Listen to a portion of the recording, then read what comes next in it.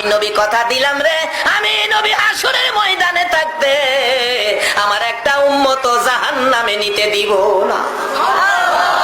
এই দরুদি নবীর পক্ষে থাকতে আপনারা রাজি আছেন কিনা? আমার আল্লাহ বন্ধুর ব্যথা দেখে বারবার আমার আল্লাহ বলতেন, বন্ধু গো এত ব্যথাই তুমি ব্যতীত কেন? আমি আল্লাহ কথা দিলাম হাসরের ময়দানে তোমার একটা উম্মত জাহান্নামে নিতে দেব না। যতক্ষণ পর্যন্ত তুমি নবী খুশি না হইবা ততক্ষণ পর্যন্ত আমি আল্লাহ জান্নাতের দরজা বন্ধ করব না।